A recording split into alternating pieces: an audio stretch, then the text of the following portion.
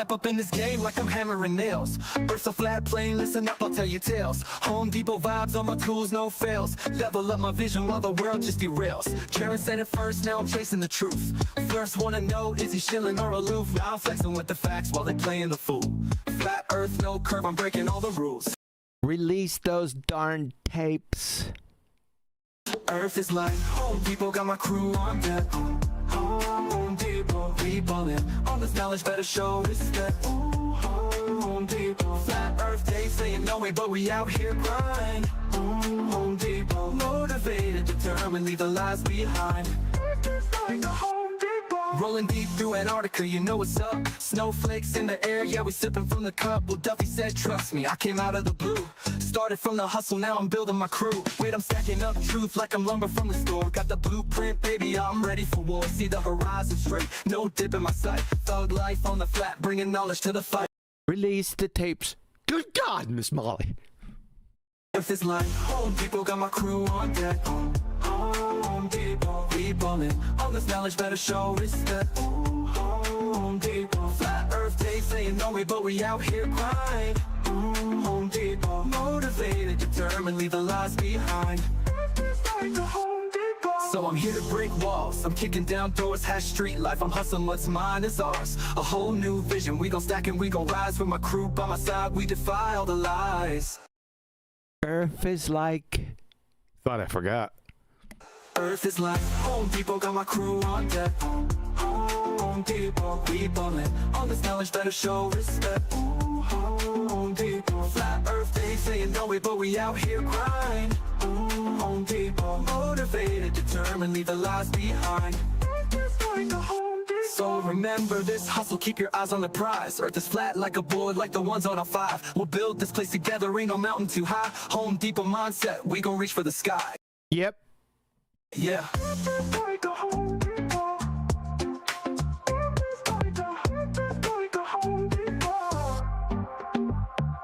So remember this hustle, keep your eyes on the prize. Earth is flat like a board, like the ones on our 5. We'll build this place together, ain't no mountain too high. Home Depot mindset, we gon' reach for the sky. Yeah. Earth is like a Home Depot.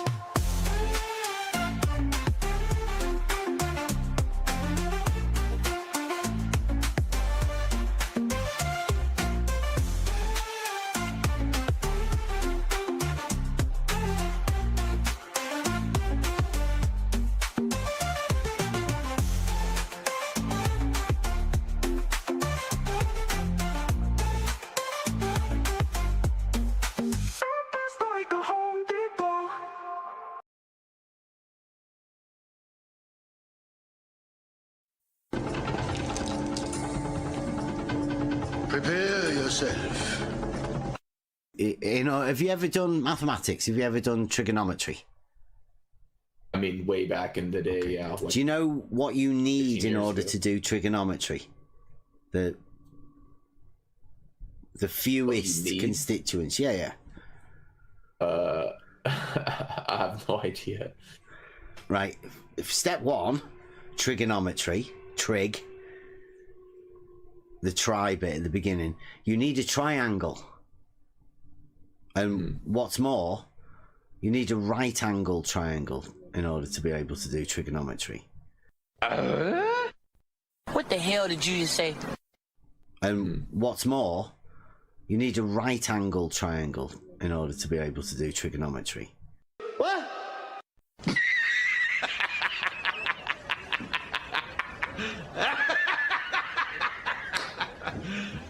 You serious?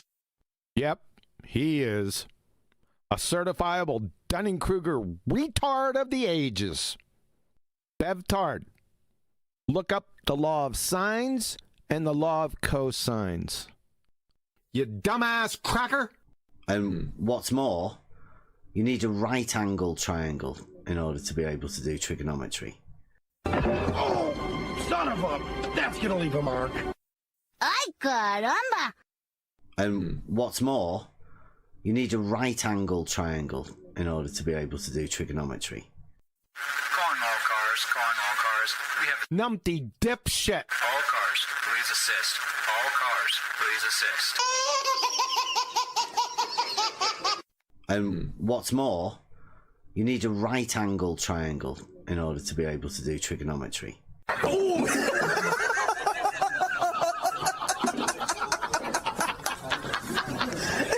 And what's more, you need a right angle triangle in order to be able to do trigonometry.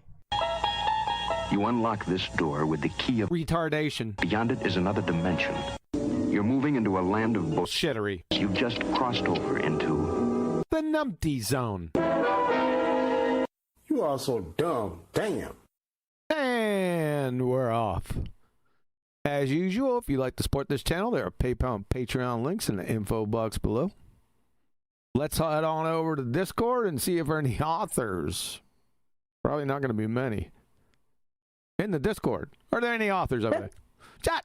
You just got one over here. Yeah, and Hanging on by a thread. the most important one. Thank you for saying so. I thought so too. It's a love bomb. Oh gosh. That's right. Stop love bombing me. Yeah, that's right. That term or phrase, it just, I don't know, it's kind of strange, but it's starting to tickle me. It's got me tickled pink. Who started that? When did that start? I don't know. I'm not saying start in this genre. We didn't start it. Somebody started it. No, I'm saying I don't know. Let's see where it came from. It's probably a song. No, it is not. Okay, let's hit it. Love bomb. Is that 2 words or 1? I would go with 2. I went with 1. You would. Love bombing, that's 2 words, is an emotional manipulation tactic. Oh shit. Where someone overwhelms you with excessive affection, attention, and grand gestures early in a relationship. While it feels flattering at first, the ultimate goal is to quickly gain control, force intimacy, and create emotional dependence. That's friggin' deep. All right, let's see. Yeah, I've actually experienced it before. But we'll leave that alone. Yeah, we don't want to go there.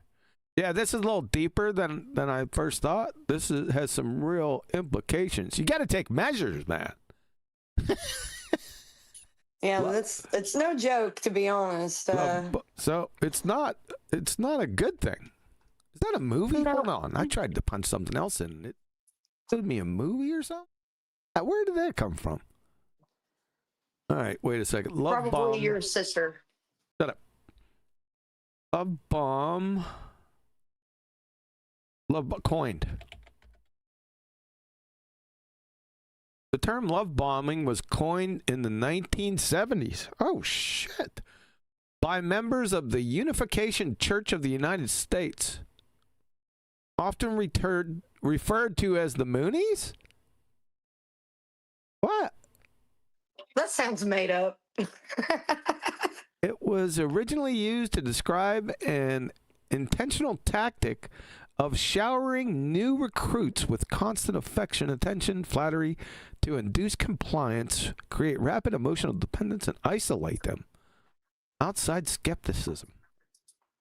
Shit. Listen, I was back here in the 70s. I know who the Moonies are.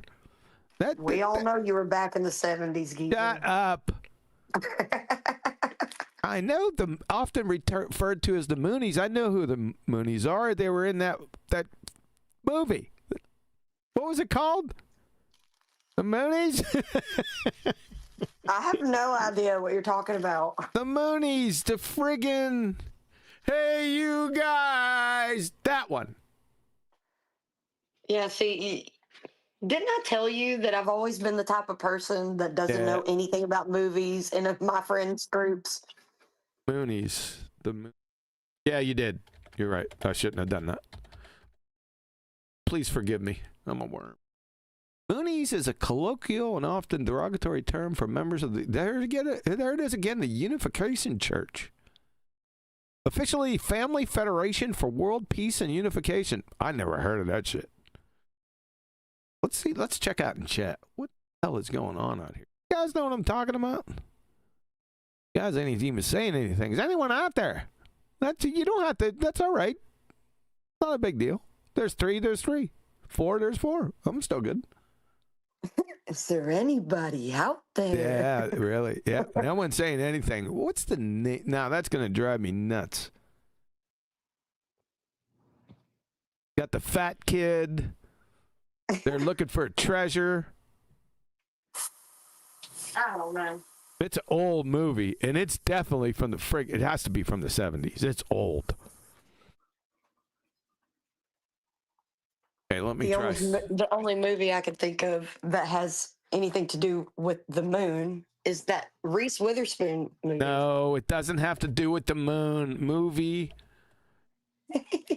That movie doesn't have anything to do with the moon. Hey. Gonna put that in question mark. Hey, you guys.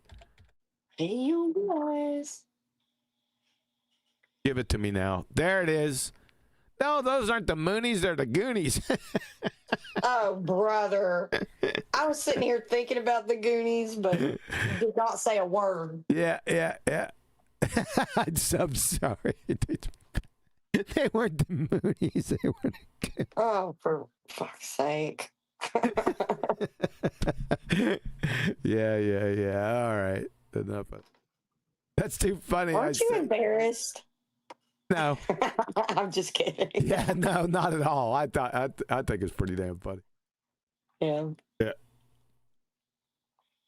All right. Where are we going here? Okay, so first of all, this isn't gonna be a marathon. I gotta be out of here by 3 p.m.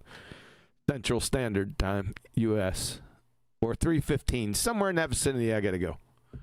So this isn't going to be a marathon.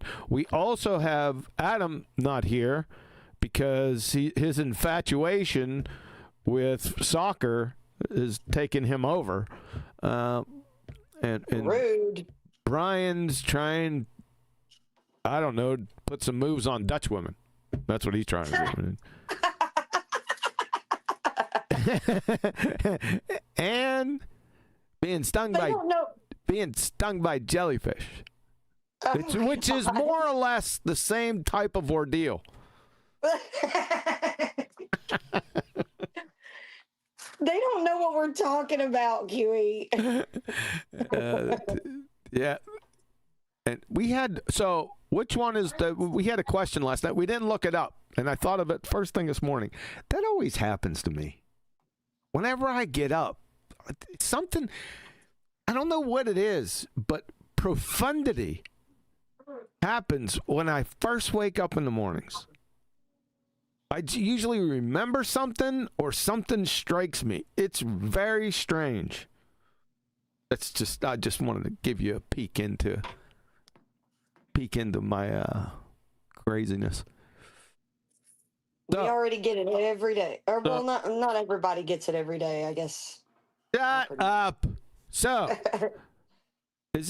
remember we had the question, what is the most poisonous jellyfish? And I said it was the box jellyfish, but Brian said it was, what was he, Man of War? Is that what he said?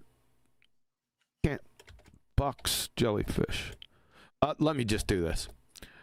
What is the most lethal jellyfish? Which is not a fish, by the way. The Australian box jellyfish is the most lethal. I win. That's what it says. Most dangerous jellyfish in the world, found primarily in the Indo-Pacific and northern Australia. The deadliest jellyfish, Australian box jellyfish. Sounds about right. Of course, it's from Australia. They got a lot of deadly stuff down there. They got some serious problems going on. They do. And what did he say? Man of War. I can't remember. I think he did. I was in a mood yesterday. Whoa! What does it mean? Absolutely nothing. Say it again. Good God. I put good God. I've heard. Although you didn't share your screen, so I couldn't listen to it in here. Oh, I'm sorry about that. I see. I forgot. Man of War, jellyfish. The Portuguese man of war. That's what he said. You lose, Brian. It's not the most lethal. Mine was correct, as per usual.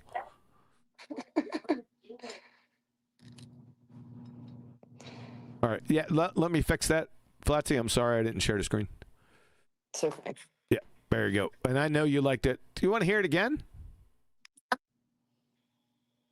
No. All right. I was going to do it. I bet. I know. Not you bet. We were going to hit it. Stop love bombing me. I can't get over the derogatory nature of the phrase or the term. Oh yeah. Because I thought it was benign, right? So, all right. Turns out. You learn something new every day. Mm-hmm. It's manipulative like that. Okay, so what we're going to do today for the next couple hours is we're going to jump off into academia at real high up. I already got it out there. It's on the thumbnail. So we're going to jump in. Now, these gentlemen have PhDs from the most prestigious learning institutions in the entire world, ladies and gentlemen.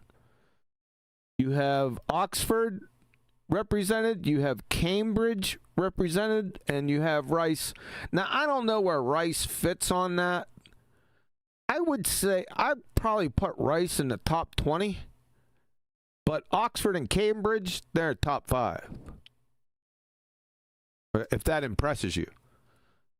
So, and number one, so there's a rooster in a hen house because these three guys, the other guys, the interviewer, these three guys, John Lennox, Stephen Meyer, why can't I remember James Torr, sorry, James Torr. I mean, these are supposed to be good guys, right? Now, it depends on your perspective, how you're looking at this, but they're supposed to be the good guys. And I think they're good people. It's just my opinion. I've had most experience with Lennox. Way back. I mean, going way back before Flat Earth. Dealing with the Evotards. So, and I didn't have a conversation with Lennox. I had a conversation with his right-hand man because I emailed John Lennox back in the day, probably, I said 2010, Flatsy. It might have been 2011 or 2012, so right in that time frame. Right in the 2010 to 2012. Look, give some wide berth there, because I can't exactly remember. Yeah, that's some times for me though, because I was graduating high school and going into college. Huh. Okay. And I expressed my concern that I had back then. More or less, I thought that John was placating. Just as simple as that. I recognized it. More or less what Danny does, but Danny's is more deceptive. Danny, the dipshit astronomer from Answers in Genesis. But these guys are like 3 or 4 echelons above Danny. If you guys can understand that. Do I got somebody yakking through the mic? Is that you, Flatsy? I think that you're right. So Danny would. Yeah, it's only me in here. Yeah, so it got to be you. Mike, discipline, girl. Not yakking. I haven't been yakking. I've been getting some feedback. Oh, it's because I'm kind of bustling around in the kitchen. My bad. Make sure you go on mute when you bustle around in the bustling kitchen. Well, I was on mute, and then it went off mute when I wiped my phone off because I got it wet. Really? What color is your phone? Your sister's color. Yeah, that's right. It's about time. I don't need to know those inconsequential details. Man, see, this is the opposite of love bombing.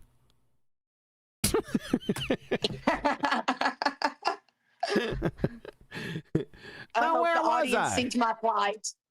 What? I said, I hope the audience can see my plight. Your plight. I like that word, plight. It's a good friggin' word, isn't it? Yeah, that's why I wanted to use it. Yeah, you're a plight risk. That just. What does that say about you?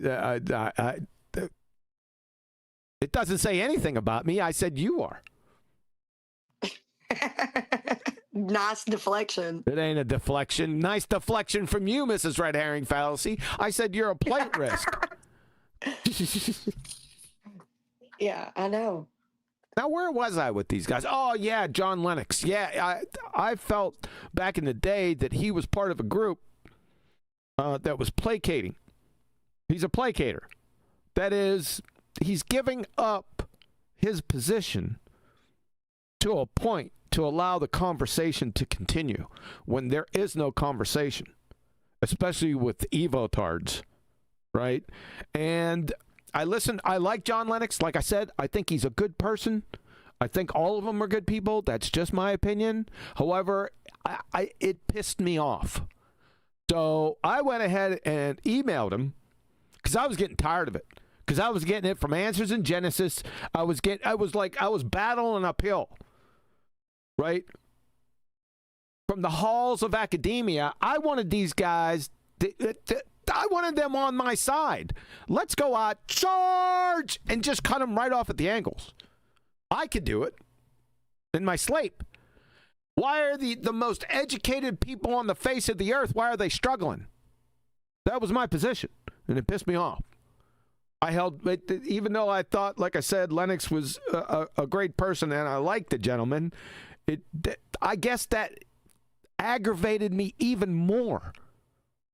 Right? So I wanted him to get up to speed, so I messaged him.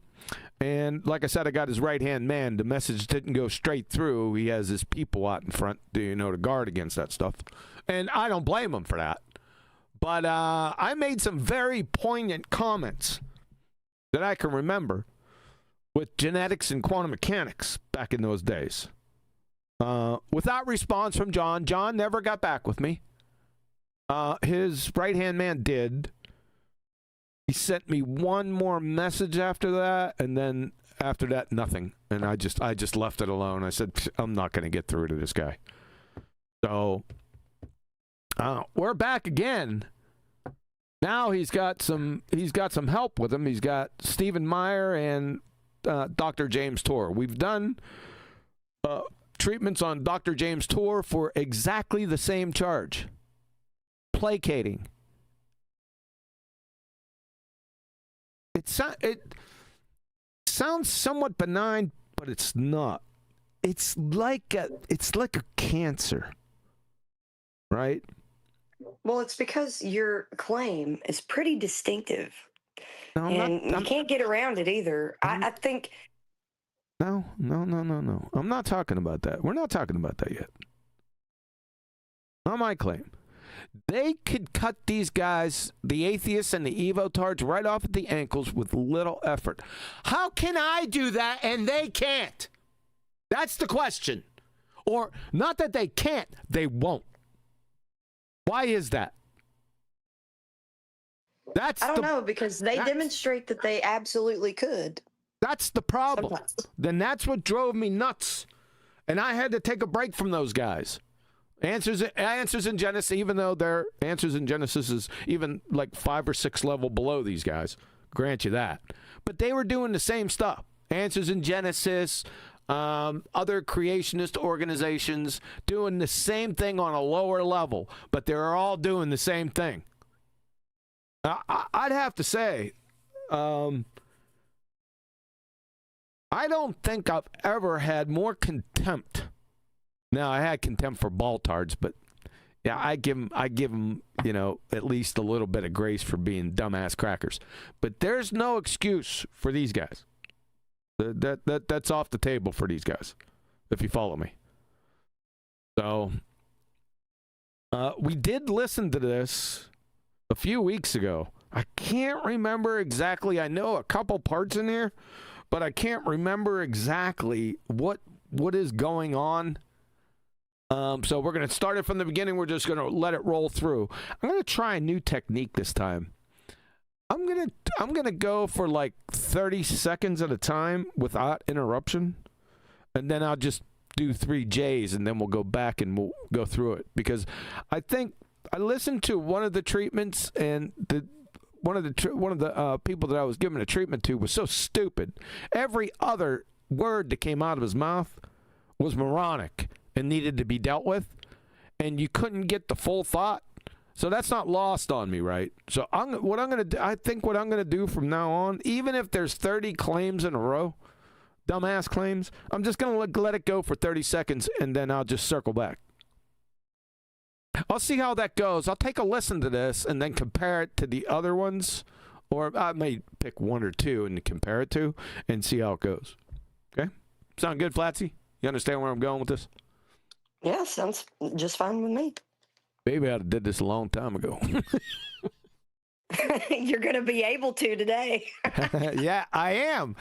Exactly. So I'm not going to get bothered today. I'll let it go for 30 seconds and then just flow it on back. It takes a lot to get me to ask for a pause. But no pause. I'm going to pause anyway, right? So I'm going to pause after 30 seconds, and then I'm going to circle back with 3 J's. It's pretty easy to do that. So, all right. I'm so glad it's so easy. There's a song saying it's so easy, isn't there? I don't know. I know it's easy like Sunday morning. That's a good one. What about "It's So Easy, It's So Easy"? Oh, it's so... You know where I'm going with that? No, but I love it. Really?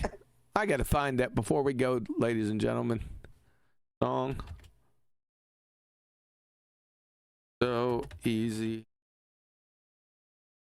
Oh, it's so easy to fall in love. Love bombing. Ain't that a fact? It's so easy to fall in love bombing. Exactly. All right. Here we go. Get serious. Damn. I'm super serious. So let me orient you. This is Stephen Meyer, John Lennox, and James Tour, 3 scientists. That's a fucking problem right there. They're not scientists. Neither one are scientists. Now, maybe James Tour, back in the day, did some experiments because he's an organic chemist. So I'll grant him that.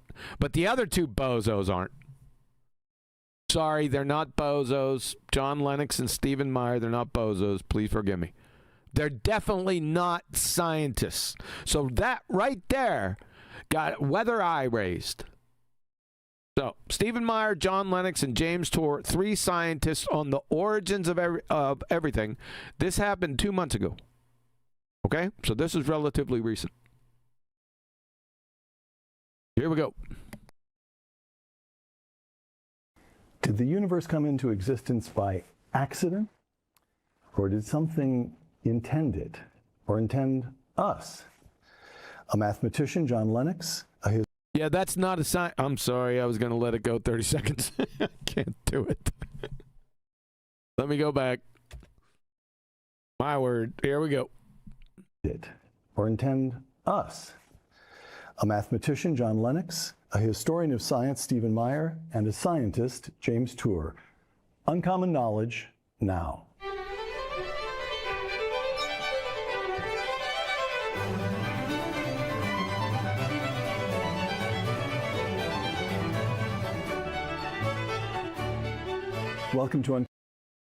Welcome your butt. That's 30 seconds. Give me 3 J's. All right, so you guys got that. Here we go. First come into existence by accident? What are you, some kind of moron? Or did something intend it? Or intend us? A mathematician, John Lennox. That's not a scientist. Mathematicians aren't scientists. That was easy. Historian of science, Stephen Meyer. And historians of science are not scientists. And a scientist, James Tour. Like I said, maybe back in the day, coming up through undergrad and stuff. I would grant you that. He doesn't do very much science recently, I'll tell you that much. But I'll grant him back in the day, if he's got a chemistry degree, I'll give it to him. Fair enough. Uncommon knowledge now. Not all chemistry is natural science, ladies and gentlemen. Because you have synthetic chemistry, right? That's not natural science. Which is what he is. He's a synthetic chemist. Well, if he is, and he is, I think, that's not what he's done all his life, is what I'm trying to say. Follow? I'm smelling what you're stepping in, yeah. Okay.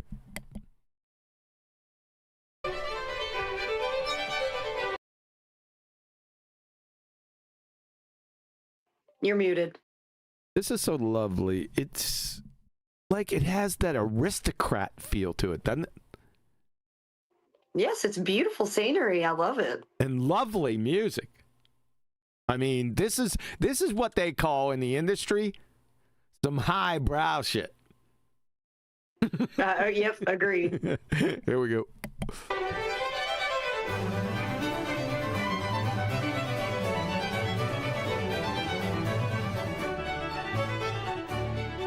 Welcome to Uncommon Knowledge. Recording today in Salzburg, Austria, I'm Peter Robinson. Mute. The director of the Discovery Institute Center for Science and Culture, Stephen Meyer, started his professional life as a geophysicist. Then he went back to school and earned a doctorate from Cambridge in the history and philosophy of science. Stephen Meyer's most recent book, The Return of the God Hypothesis. John Lennox is the professor of mathematics at the University of Oxford Emeritus. He serves as president of the Oxford Center for Christian Apologetics. John Lennox's most recent book, God, AI, and the End of History. James Tour is the W.F. Chow Professor of Chemistry at Rice University, where he also teaches materials science and nanoengineering. Professor Tour holds more than 130 patents. His most recent book, The Mystery of Life's Origin. Steve, John, Jim, thanks for joining me. Let's go back. That was a lot more in 30 seconds, but I wanted them to complete it. Here we go. Yeah, got a good intro in. Knowledge. Recording today in Salzburg, Austria, I'm Peter Robinson. The director of the Discovery Institute Center for Science and Culture, Stephen Meyer, started his professional life as a geophysicist. Then he went back to school and earned a doctorate from Cambridge in the history and philosophy of science. Geophysics is not a natural science, and the philosophy of science and history of science is not a natural science degree. Okay. Stephen Meyer's most recent book, The Return of the God Hypothesis. Really? What's the hypothesis? We'll wait. Yeah, what the Return of the God Hypothesis? I don't have the book. I'm sorry. If anyone has the book, can somebody DM me? Or if somebody knows what the God Hypothesis is, I would like to hear it and see it. Thanks. Hypothesis. John Lennox is the professor of mathematics at the University of Oxford Emeritus. Yeah, he's not a scientist, like I said before. The mathematics is not a natural science. Duh. It's a type of logic. Yeah. Symbolic logic. Doesn't mean it directly relates to reality, though. Totally descriptive only. And descriptive, yes. He serves as president of the Oxford Center for Christian Apologetics. John Lennox's most recent book, God, AI, and the End of History. This probably wouldn't be a bad book. I'm just spitballing here. Understanding the Book of Revelation in the age of intelligent machines. It sounds like clickbait, but I'll grant him that anyways. I'll give him a little grace. Yeah, I'll give him a grace with it. Like I said, I'm just taking a shot in the dark. I could be completely wrong. And I started getting the willies when I said understanding the Book of Revelation. That's when I started. I start getting that nervous tick. Okay, so let me take some dangerous grounds right there. Yeah, it is. Let me take that back. So, if this book arrived at my house and I didn't pay for it, I would probably take a gander inside. How about that? Hey, I would too. James Tour is the W.F. Chow Professor of Chemistry at Rice University, where he also teaches materials science and nanoengineering. Professor Tour.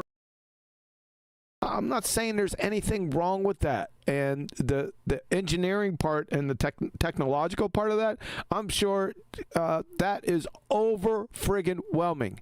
That's not my point. And you can't be a dumbass to do what James Tour does. That's not my point. My point is, it is not a natural science. And I sure hope everyone knows why. If you don't know why, I got this book. Yeah, this one. This one right here. I got this book, Welcome to Flat Earth. Just let the pages flow until chapter 2. And it's explained to you. Actual explanations. 1, 2, 3, ABC. FYI. And it does a great job at laying it out. And it's available on Amazon and Kindle. Yep, and the link is in the top of my description box. Here we go. Holds more than 130 patents. His most recent book, The Mystery of Life's Origin. There is no mystery here. So he's making it out to be a mystery when there's no mystery whatsoever. You got one of two choices.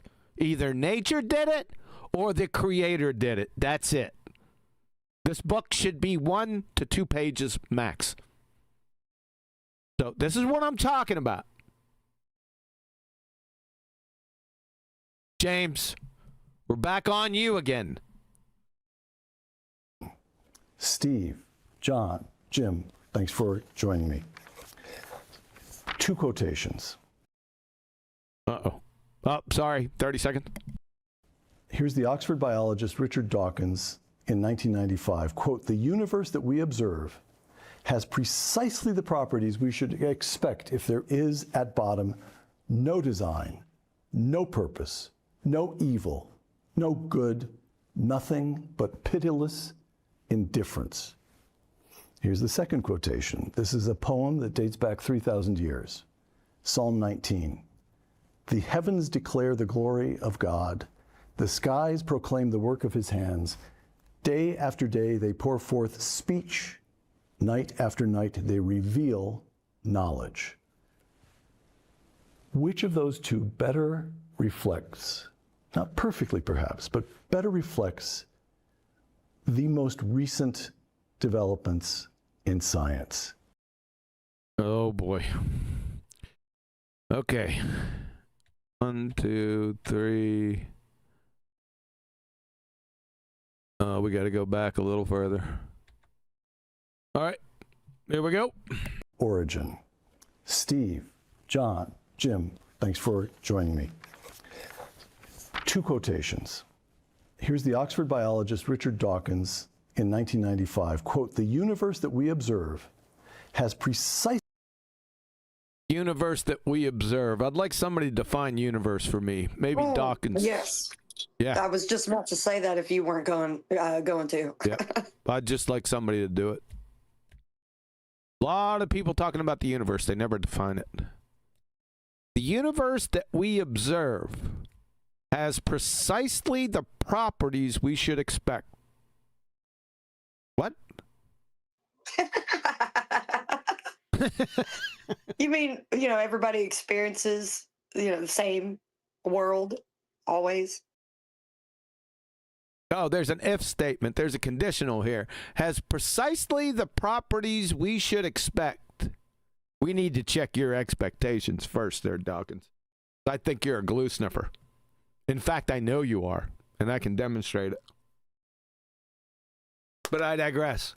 If there is at bottom, no design, No purpose, no evil, no good, nothing but pitiless indifference. This is a reification fallacy. And where's your evidence for these things? This is just a declaration. And your evidence for what you just said? Because there's no logic here. Just sounds like an op-ed color commentary from a glue sniffer to me. Yeah, because what about the top? Yeah, what's at the top then? Good point. Precisely the properties we should expect if there is, at bottom, no design, no purpose, no evil, no good, nothing but pitiless indifference. Here's the second quotation. This is a poem that dates back 3,000 years. Psalm 19. The heavens declare the glory of God. The skies proclaim the work of his hands. Day after day they pour forth speech. Night after night they reveal knowledge. Pretty powerful verse. Speaking of top, yeah, I would like to get into the fact that it's a novel idea that the firmament isn't a solid structure.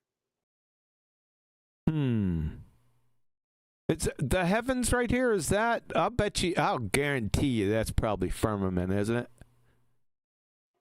No, it's heavens. The heavens declare the glory of God. I can read. Thank you. My question was the heavens right here. Is this translated from firmament? That's my question. Proper. It might be. I can go check. That's what I'm saying. I have to go check. I can't remember. I think it might be. Also, you'll recognize this passage as being on the headstone of Mr. NASA back in the day. What was his name? Warner von Braun? Yeah. This is on his headstone, isn't it? If I'm not mistaken. I'm not saying that's evidence about anything. I'm just saying that's on his headstone. Yeah. He put it there. Warner von Braun.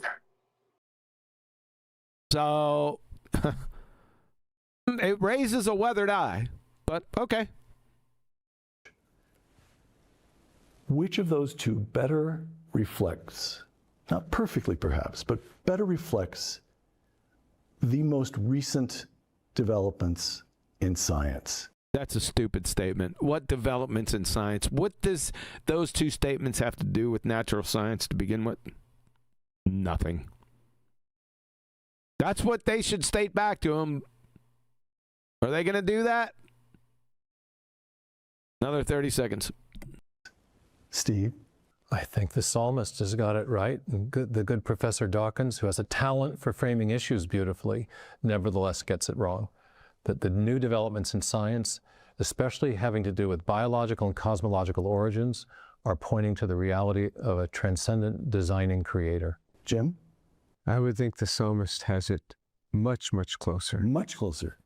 John? Are you going to please stick up for rationalism, and which of those two? I'd stick up for rationalism and say the psalmist has it exactly right, that this is a word-based universe. The fact that we can describe it in mathematics, the fact that biology uses language to describe its central features of DNA, and Richard Dawkins' statement is contradicted by his own life, because he does believe actually in good and evil, apparently. All right, let's take her back.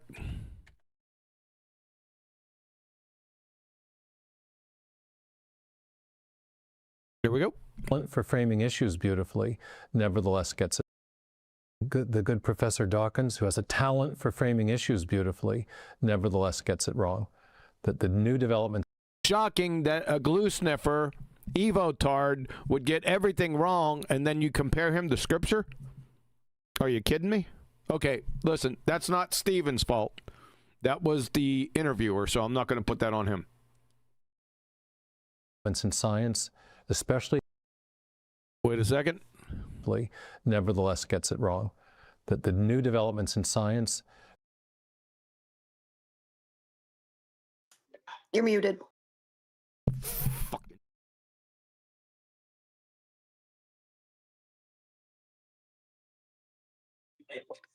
What happened? Developments. I'm getting pissed at this fucking mute button. I got you, but I'm at least being pretty quick on the draw right now. So, there's no developments in science, and it has nothing whatsoever to do with what he just asked you. Of course, he said science. You don't have to friggin' to go along with his incoherent question. This has nothing whatsoever to do with the scientific method. That's science. The results of it and the scientific method, that's science. I don't know where this is non sequitur fallacy. Especially having to do with biological and cosmological origins. There is no natural science in cosmology whatsoever. And cosmological origins, that's cosmogony. That's not natural science either, Stephen. Are pointing to the reality of a... They're not pointing anywhere. Reification fallacy. Reification fallacy. Transcendent designing creator. Jim? I would think the psalmist has it much, much closer. Much closer. You think that God would have it much closer, James? More like spot on. But okay, it's not a bad thing to say. John, are you going to please stick up for rationalism and which stick up for rationalism? What's rational about what Glue Sniffer said?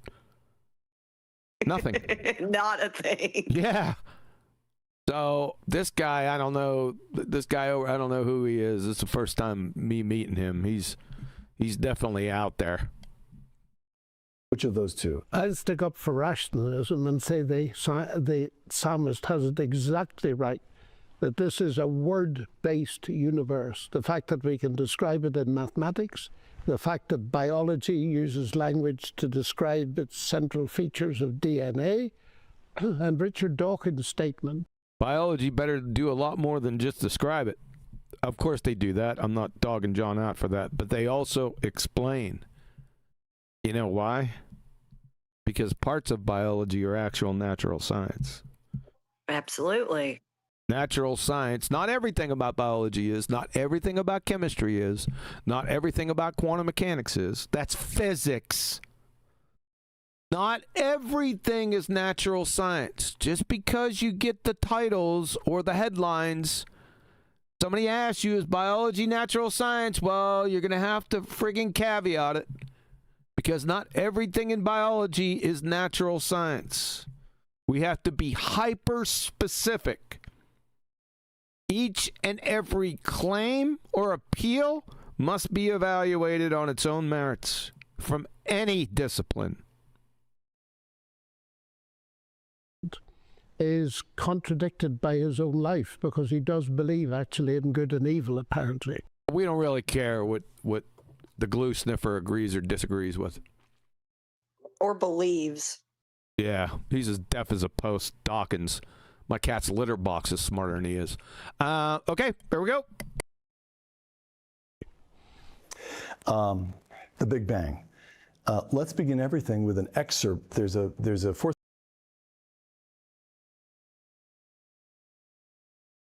You're muted. It's hard for me to hold back. We just jumped to the Big Bang and I didn't let it go. So, hold on. I'll give her from the Big Bang 30 seconds.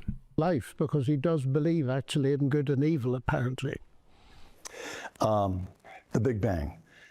Let's begin everything with an excerpt. There's a forthcoming documentary in which all three of you appear. It's called The Story of Everything. I believe it will be in theaters in the United States in April. Is that right? The film will open in theaters across the country on April 30th. All right. So, and it's based on your book, The Return of the God Hypothesis. And the documentary, as we will hear ourselves today, describes three of the most important recent-ish innovations in science. And we'll begin with the Big Bang. If the universe... Oh, God. Here we go. We know where the next 30 seconds is starting. Hey, is he going to do one of those cameos to the right? Blue Steel?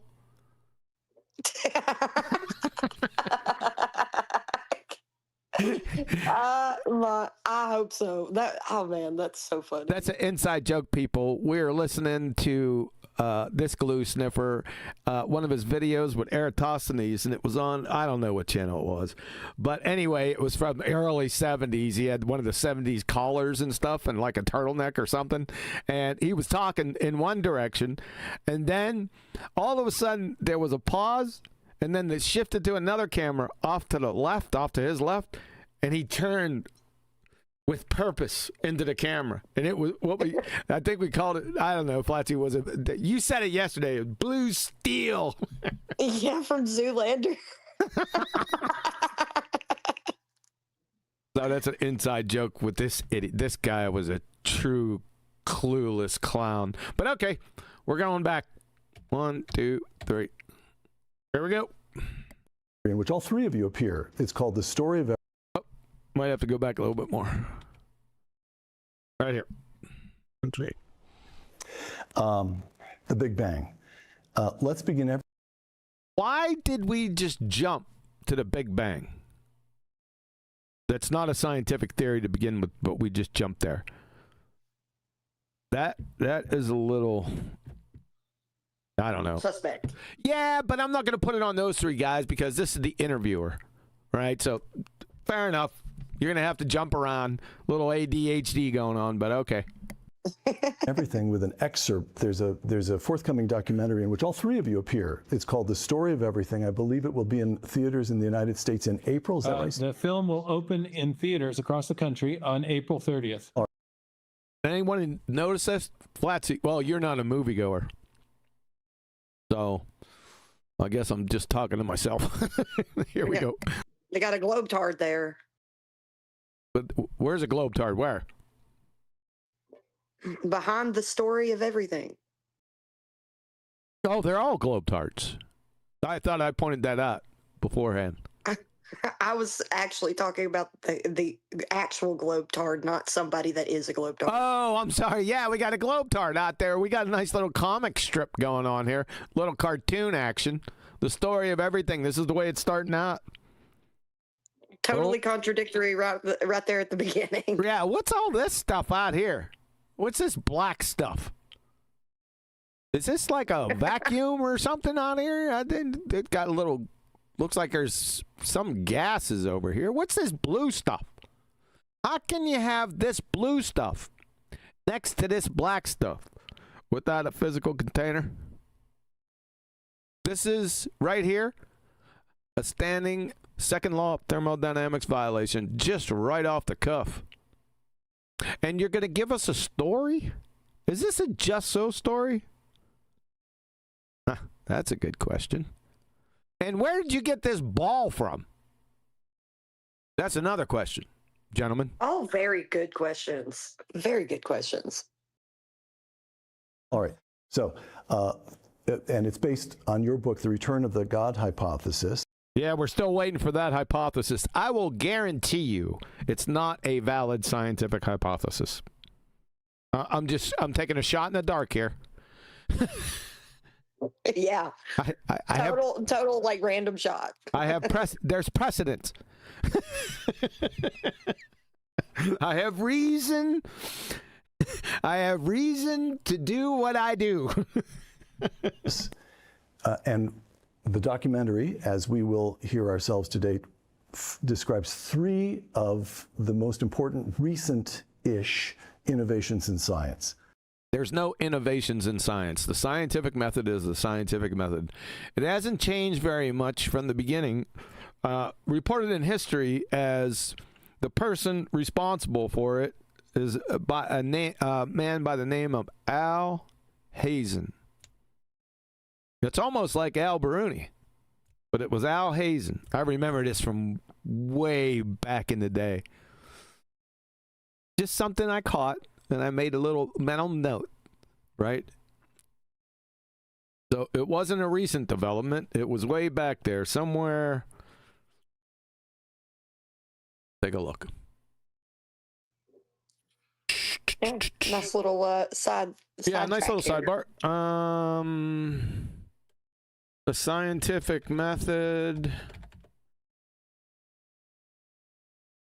was coined by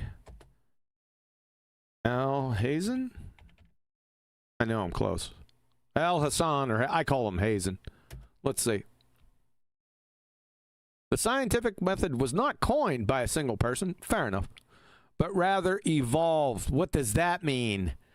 However, the 11th century polymath, and good luck with that name, historically known in the West as Al-Hazen, like I said, is widely regarded by historians as the first to pioneer its modern empirical framework centuries before the European scientific revolution.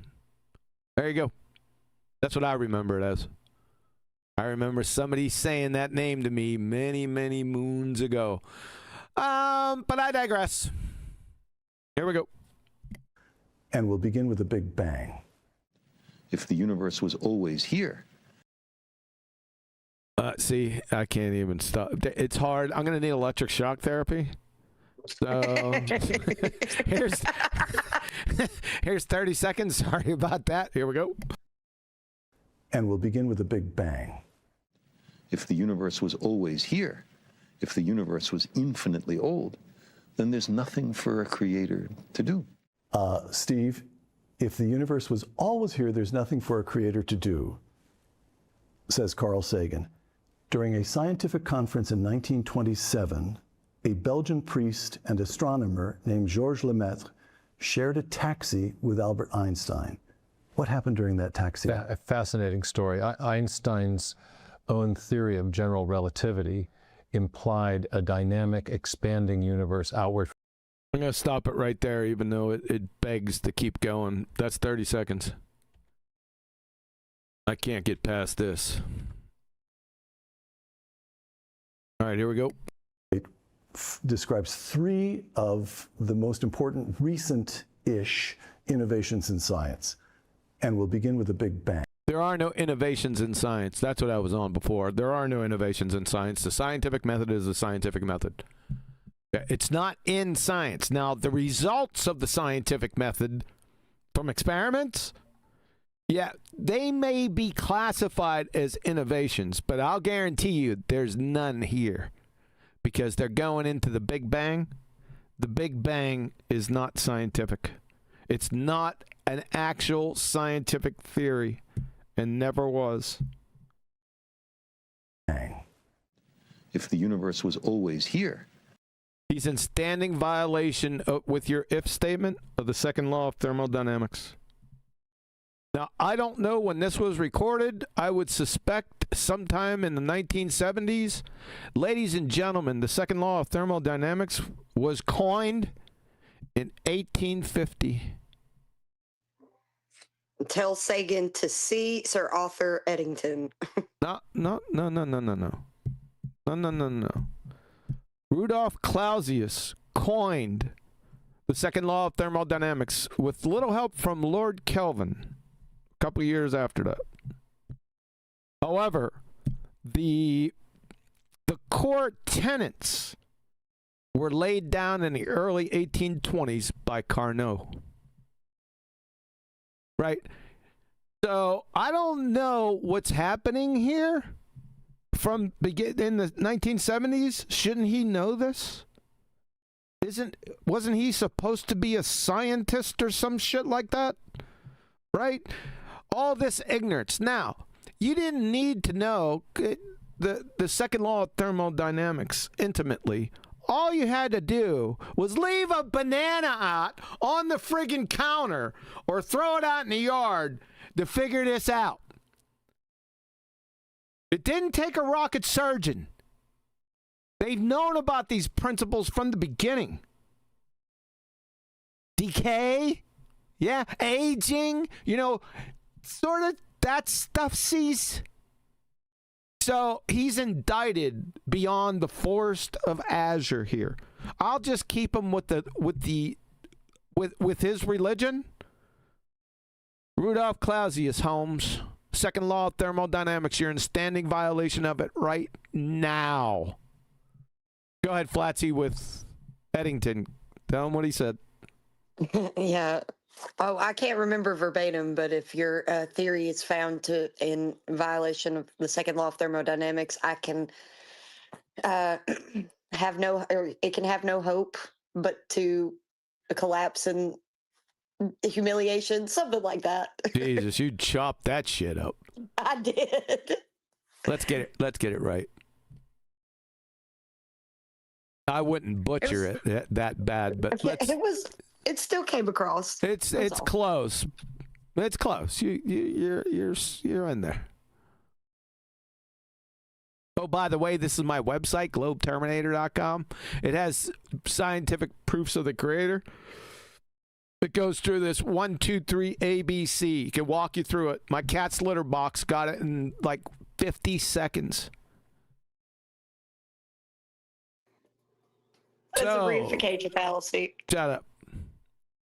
Actually, Arthur Eddington, the nature of the physical world in 1930, said, if your theory, you didn't have any theories, if it should read, if your speculation, glue sniffing speculation, that's what this should read, but I digress. If your glue sniffing speculation is found to be against the second law of thermodynamics, Carl Sagan, I can give you no hope. There is nothing for your theory but to collapse in the deepest humiliation. Carl Sagan, you listening? Probably not. Because we're going to need some serious smelling salts and a really big friggin' heater. Yeah, given the glue sniffing speculation part, Sir Arthur Eddington said it the best, man. He did. Yep. Because he knew. Why doesn't this guy know? 45 years later, he still doesn't know. Probably the blue still. Yeah. What a clown. If the universe was infinitely old. Infinite and infinity doesn't exist in mathematics or reality.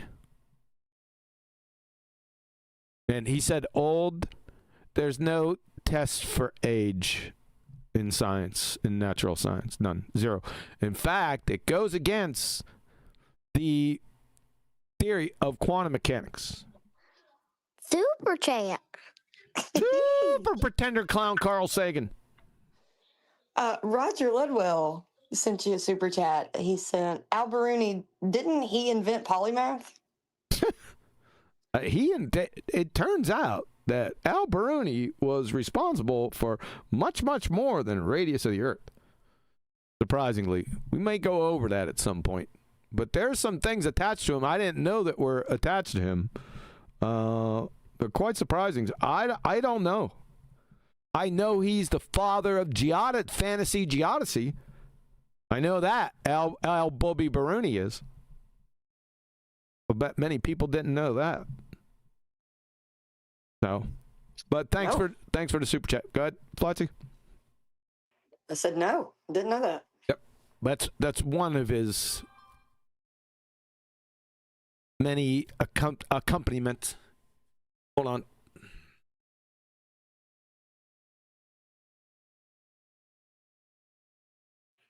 I gotta check something. I wanted to thank Roger for giving Booger a job. Yeah, Booger's just hanging around for that. Just give me one moment. Let me check something.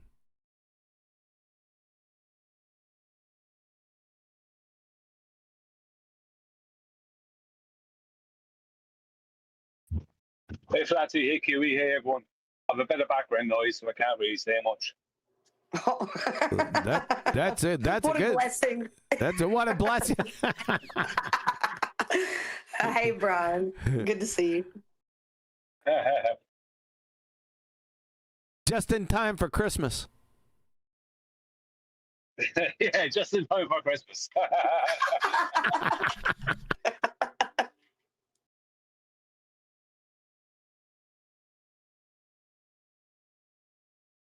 All right, I'm back. Back to Carl Sagan and violating the second law of thermodynamics. What other train wreck you going to speak of here, sunshine? Then there's nothing for a creator to do. According to your glue-sniffing point here, it was irrelevant. You're in a standing violation of the second law of thermodynamics, son. Period. Let's see if this is going to be pointed out. Steve, if the universe was always here, there's nothing for a creator to do, says Carl Sagan. During a scientific conference in 1927, a Belgian priest and astronomer named Georges Lemaitre. Georges Lemaitre, not Lemaitre. So Georges Lemaitre, oh God. Am I in the 30-second window again? Shock therapy. Yes. When you said that, that was just perfect. let's let it go. I'm gonna let it go. Shared a taxi with Albert Einstein.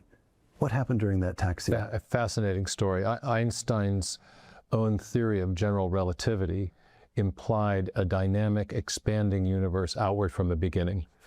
He was unhappy with that conclusion. Einstein himself. So he fiddled with his own equations to make sure that the term in the equation that described the outward push perfectly balanced with the gravitational pull, so he could depict the universe as static. Lemaitre worked with his equations and showed that even on his own terms, the universe... Hey, shut up! He doesn't know. Oh, that's right. I didn't tell him.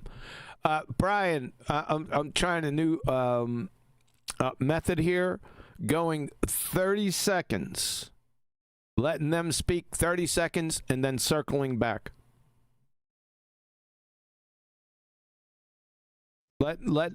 Letting people speak 30 seconds on the video that we're reviewing without interruption. Sorry, thank you. Yeah, I didn't tell you, so that's on me. But that's 30 seconds. We're going back. That's 3 full J's, baby, and a nickel. Here we go. Let's go another nickel. Let's go another one. Another one. Here we go. Says Carl Sagan. During a scientific conference in 1927. It wasn't a scientific conference. Carl Sagan wasn't a scientist.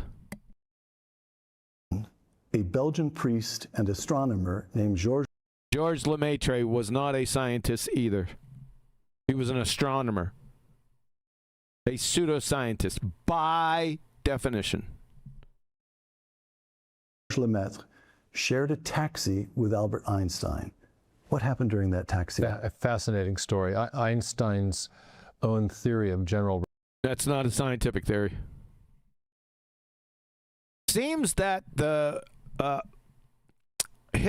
professor of history of science and the philosophy of science doesn't know what a scientific theory is. Amazing. We got problems in Shangri-La, ladies and gentlemen. And remember, no kidding. And remember, these are the good guys. Go ahead, Platzi. I said no kidding. How many things have you gotten wrong thus far, Stephen Meyer? Everything. I should have marked. You know what I should have done? I should have started marking these things down with and your buddies. I should have done that. Maybe I'll go back after this video and mark and then, because we're not going to get through this video today. Maybe I'll go back over the next couple days and then mark everything you guys got wrong. Not the glue sniffing Sagan and the other guys. We already know they're morons, but I'm just talking about you three guys. I'm going to do that. So we're not going to do it today. Here we go. Relativity implied a dynamic, expanding universe. Theories don't imply anything. Theories are proven via the scientific method, via experiment. Verse outward from the beginning. He was unhappy with that conclusion.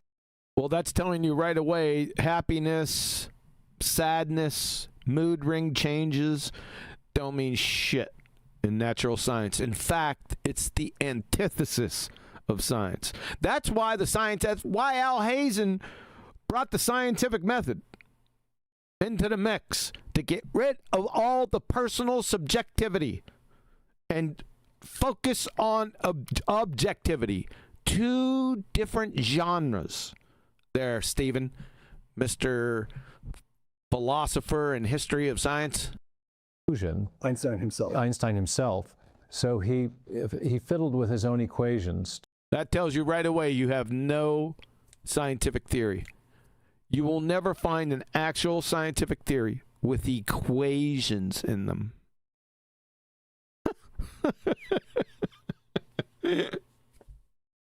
Primary reason is because science, natural science, is qualitative, not quantitative. It's like eating a steak and finding a balloon in it.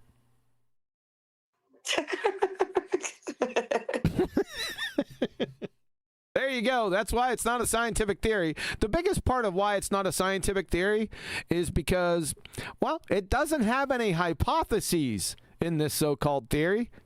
It doesn't have a dependent variable. It doesn't have an independent variable. No hypotheses and no experiments. In the entire... yeah, I did. In the entire... No mood rings. In the entire theory.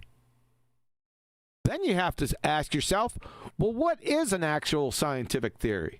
Well, there's a definition for that monkey. It's a hypothesis or a group of related hypotheses that have been confirmed by repeated experimental tests. That is a scientific theory. You want 67 citations saying the same thing? I'm not going to do it. You should already know that from 5th grade. If you don't, you need to get out of this discussion. Pronto. To make sure that the term in the equation that described the outward push. Outward push of what? Perfectly balanced with the gravitational pull. Gravitational pull? You're 115 years out of date. Because you're speaking about Einstein and you're talking about pulling and forces. Einstein's general theory of relativity, not only not a scientific theory, banished that bullshit from Newton 111 years ago. Stephen Meyer. Mr. History of Science and Philosophy of Science, PhD. Why am I telling you this? Why do I have to correct you? Shouldn't I have the PhDs then? Good Lord, you don't know how many I should have. So he could depict the universe as static. Lemaitre worked with his equations and showed that even on his own terms, the universe was not static and that it was a dynamic universe. But he also was well aware of the astronomical data coming from Mount Wilson in California. From Mount Wilson? What was coming from Mount... Uh-oh, I'm into the next 30 seconds. Brian, did you have anything to say up to this point? Because I'm going to give her a nickel and then go for another full 30 seconds again. No, I have a lot of background noise, so thanks anyway. You said whatever needs to be said. All right. Blatzy? Good? All good. Next 30 seconds. But he also was well aware of the astronomical data coming from Mount Wilson in California, showing what is called red shift, that the galaxies are moving away from us, and we can tell that because of the way in which the light is shifted in the red direction of the electromagnetic spectrum. And so in the taxi cab on the way to this famous conference in Belgium in 1927, Lemaitre confronts Einstein with this astronomical evidence and with his own depiction, and relays his own work on his famous field equations. All right, let's head back. That's 40 seconds, by the way. Here we go. And that it was a dynamic universe. But he also was... I'd like to hear somebody define that monkey. Universe, not dynamic. Universe. Well aware of the astronomical data coming from Mount Wilson in California, showing... Really?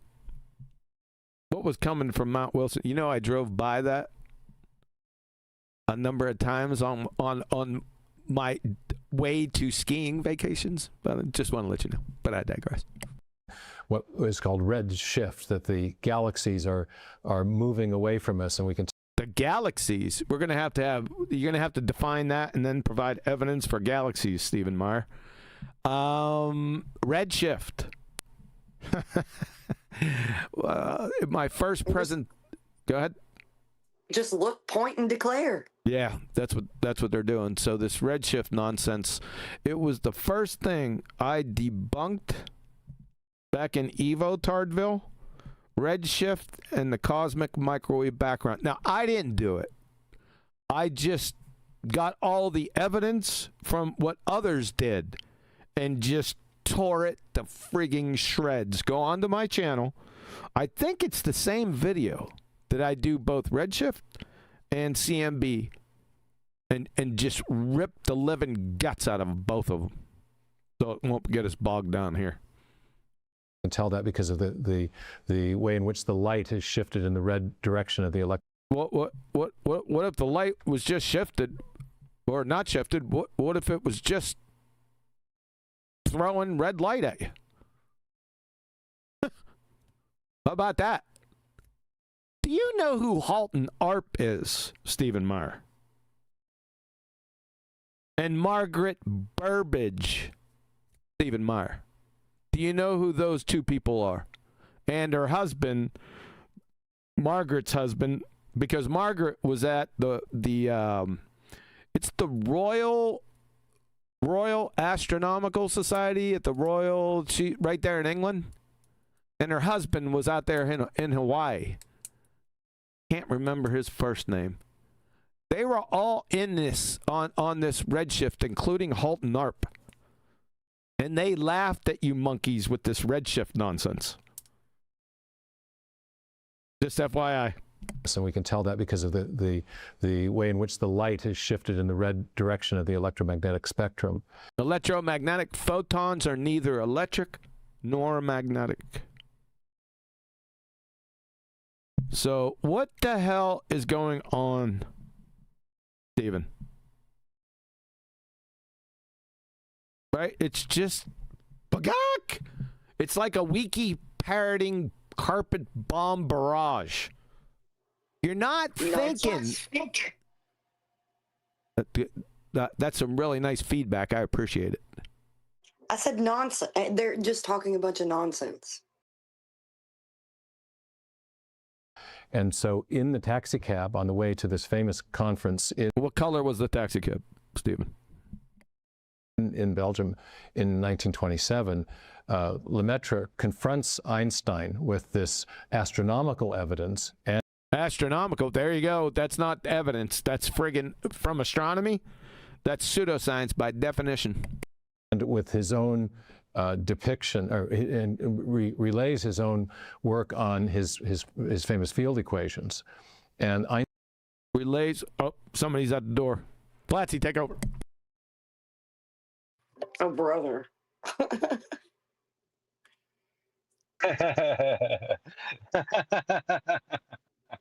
Hey. You have no control over it. You can't press play on a video. You can't do anything. Just take over. Like, just take over. Kind of joke, sing a song. What do you do? Like, you know what I mean? And today you're more or less on your own because I'm not really in there, and Adam's not here at all. So. Yeah, I know. And I was saying that we could absolutely do the 30 seconds and listen to that without you and Adam here. But Kiwi finds himself not being able to hold back sometimes. Old habits. Yeah, it's bound to happen. Yeah. Oh, look, it's bound to happen with the rubbish that's coming out there. Exactly. Well, I hope everybody out there in chat and YouTube land doing well. How is the weather where you are? That's where we're at now, Flashy. The weather. The weather. I didn't check the red shift. It's rubbish. Indeed. All of their whole spectrum for light, with the red being the longest wavelength and the blue being the shortest, all this bullshit. That's all based off of a sunset that doesn't happen. There is no sunset. It's a mirage. So that's what they're basing it off of. So how is a red and blue shift going to work when it's based off of a mirage? Well, you got a pseudoscientist talking to another pseudoscientist in the back of a taxi. So what can you do? Supposedly. Yeah, I look, I didn't say it, but that taxi story sounds a bit dodgy. It sounds made up. You know what I mean? These two people just happened to get a taxi, by accident. I don't know if they mean it was by accident. Maybe it was because they were both headed to the same place. Who knows? It does sound it sounds made up for real, because it's like these two pseudoscientists are in the back of a taxi cab discussing pseudoscience. Yeah, because it's like, where were they? Were they both at the same taxi stand? Or how did this happen? Like, how did they end up in a taxi? How did they get to the point of getting into a taxi? Where were they that day that brought them together? Is this divine, intervention, or is this complete horse manure that's made up by people? Who knows?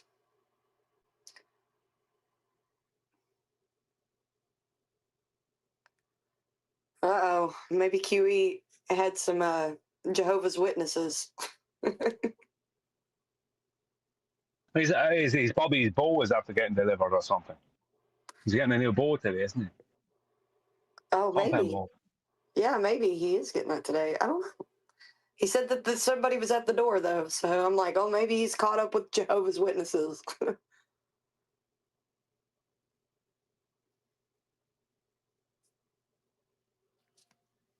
He is getting. I don't know if he's going to collect the bow or if it's going to get delivered to him. So if it's getting delivered to him, that's probably it, because that's why it's taking so long.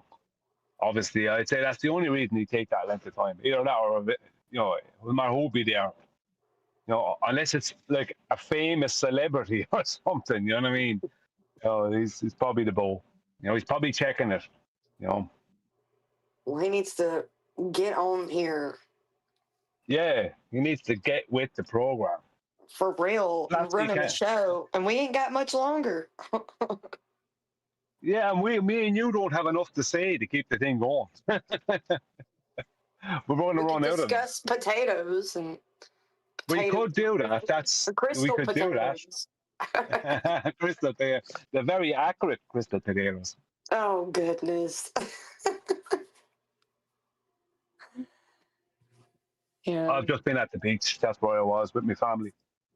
Oh, sounds nice. Yeah. Doing a lot of swimming about for about an hour or more. Oh, yeah. How long are your summers? Oh, same as 3 months. June, July, and August. That's our summer. But we don't get, we're getting like really hot weather the next few days now, and in the next few days we're getting up to over 30 degrees Celsius. So that's hot, very hot for us, Yeah. Normally a summer's day is around 20, 20 degrees Celsius. But 30 degrees is hot enough for anyone. But it's not really hot. Like in Australia or parts of the US, 30 degrees won't be really hot, but it would be hot. No one would deny that it's hot. I was in 57 degrees Celsius in Australia. 57. One day.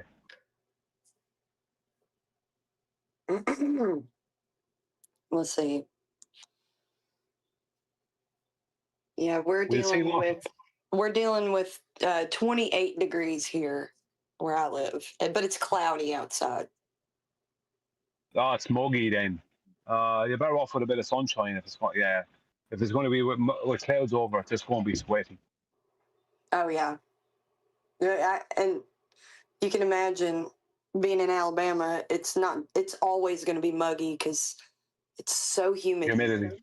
Yeah. Same here. Yeah, Ireland is the same. We're very, very humid. So the humidity makes the heat worse, you know. Because I was in 32 degrees in California, and it was grand. It was hot now, but it wasn't like anywhere It's near as bearable. sweaty or. Yeah, It's nice. Yeah, it's bearable. That desert heat. Once you can get some water, it's totally bearable. yeah, because it doesn't like the thickness of the air. It's like you can barely breathe. Exactly. Yeah, especially in the nighttime. My God, the sweatiness. No matter what you do, it's just sweaty. Come on, Kiwi, put the bow down. Yeah, let's go, QE. Time to get back. Time to get with the program. You're running a show there.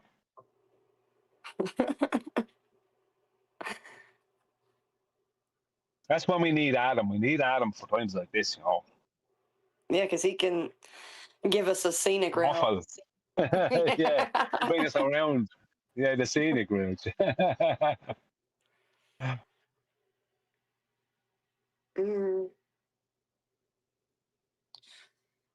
Chat's not even talking about the topic, so nothing Well, I can bring up. I don't know.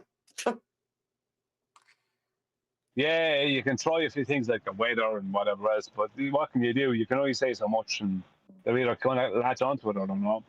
Just a couple more minutes. I'm sorry about this, guys. Just give me 2 more minutes. Okay. Yeah, thank you, Grim, for trying to help us out with that earlier. I didn't realize that you had that posted in the chat or the Kiwi live chat on Discord, helping us out with Warner von Braun and his headstone. Because if you remember, Brian, when we watched this a couple of weeks ago, they started off with that verse from the Bible, but he said the sky instead of the firmament. Yeah.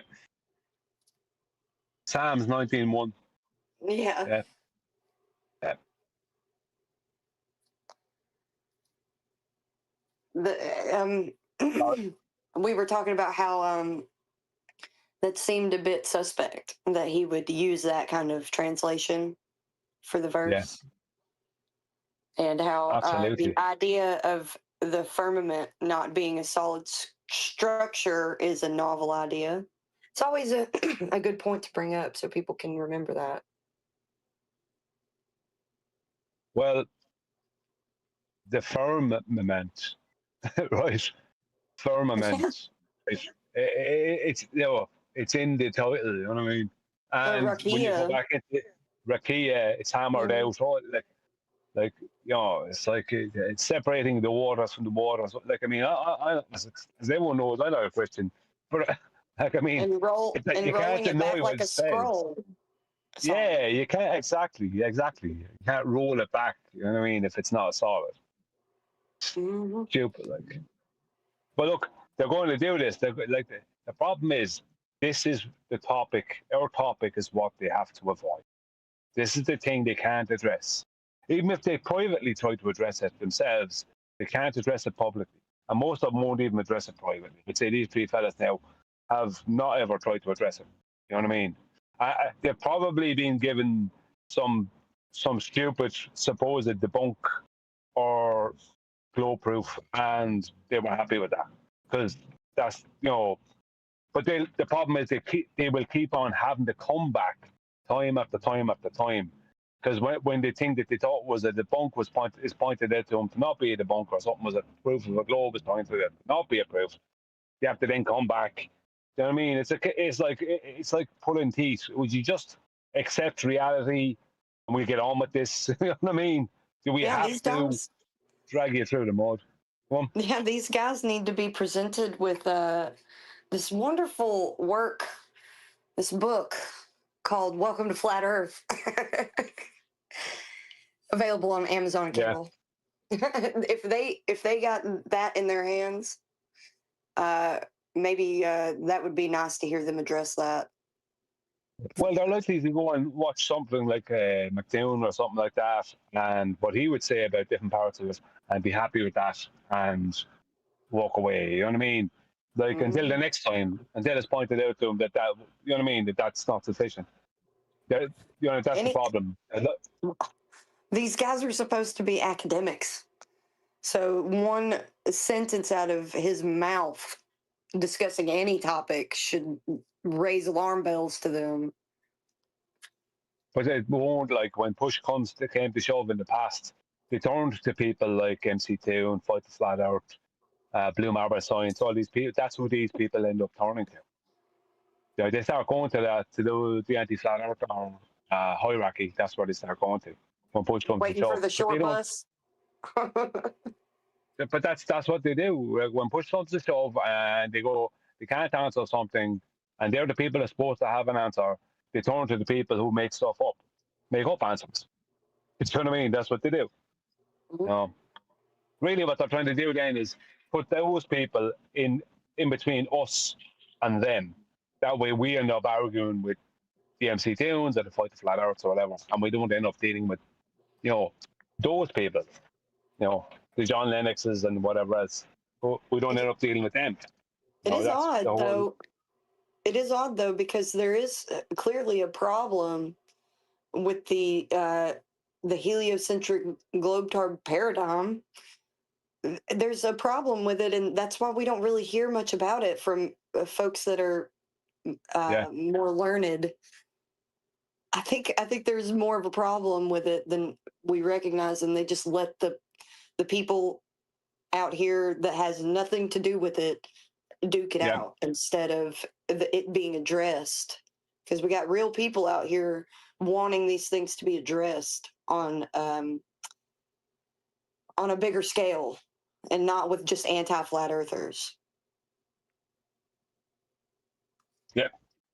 Because I don't care what they have to say. I want somebody to address it that really matters.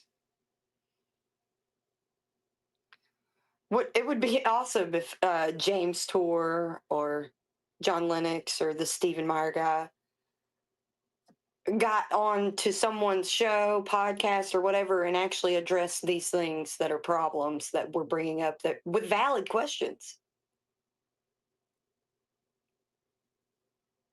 Yeah, absolutely. Yeah, yeah. Because there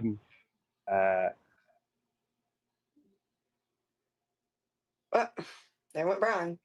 And just it would at least be good for the public to see it being discussed and addressed. We already know which way it's going to go, but it'd be quite satisfying to hear them address it.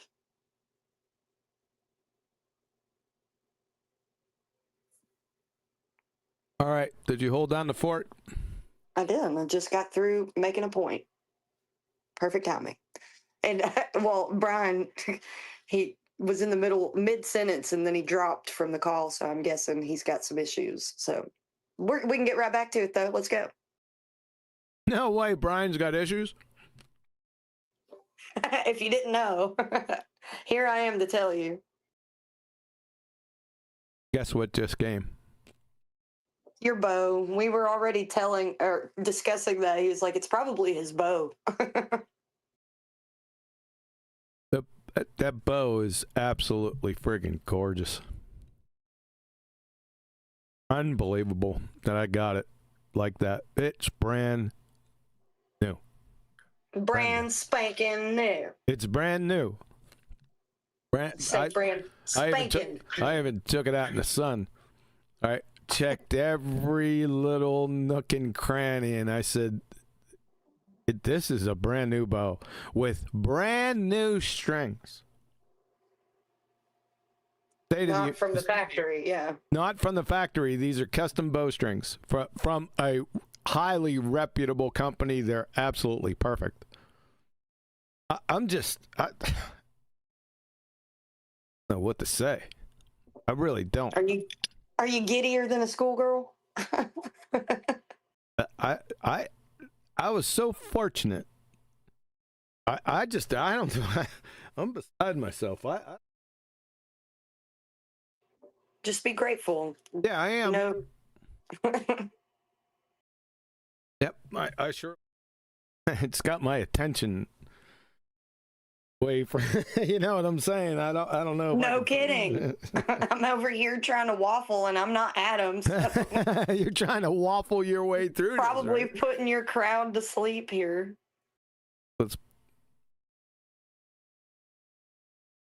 That's why I said that I'm glad that it came earlier. There's a lot of factors in this. Shipping the bow is,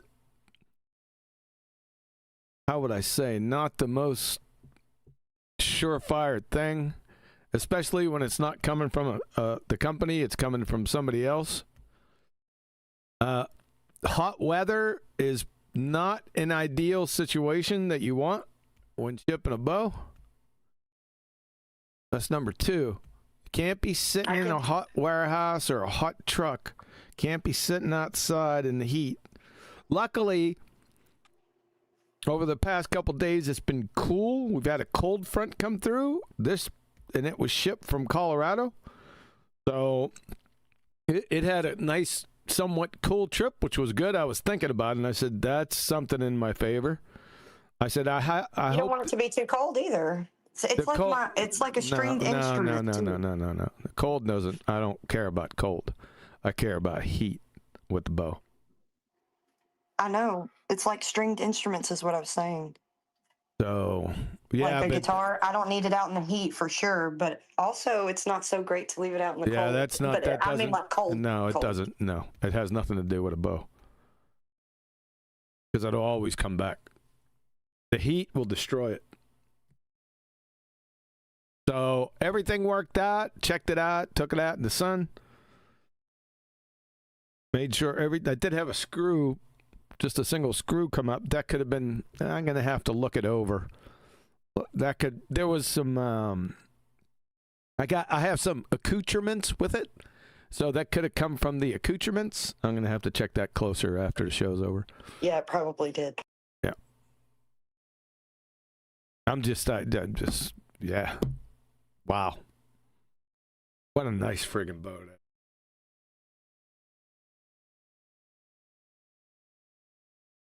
What All right, you're on a time crunch, so we gotta get back to it. Let's go. I'm eating my yogurt. Oh man, I wish I had yogurt.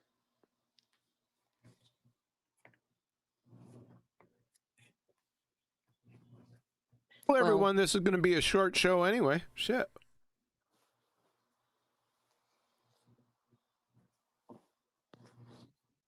And you didn't want to get too far into the video because you want everybody to be here. That's another thing. What to do? It's 2:38. Make a decision after I finish my yogurt. Oh, brother. Well, I do want you to eat. I don't want you to be ornery. Frankie. Ornery. It's more of a geezer word. It's not a geezer word, and I'm not a fucking geezer. Yeah, keep telling yourself that. I don't have to tell myself that. It doesn't come up. It's just gonna keep. You're gonna become more and more of a geezer now. It's just inevitable. Saying it. I love it because it bothers you. Say it again. Geezer. Say it again.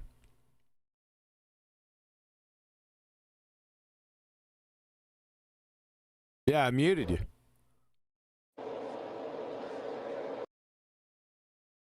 You're muted.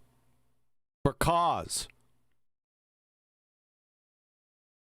Now you're unmuted. Doing it. Geezer. Uh-huh.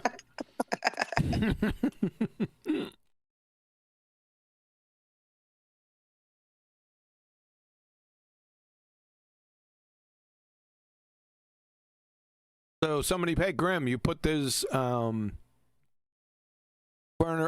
von Braun gravestone in there. Appreciate it, man. From 19, he was, well, just let's put it over there. So there you go. Psalm 19:1. Heavens declare the glory of God, and the firmament showeth his handiwork. There's the firmament. So it wasn't the first heavens.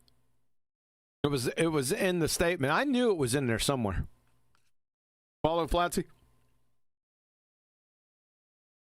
Yeah. Thanks for that, Grim. Yeah, I thanked him already, but it's better that you do.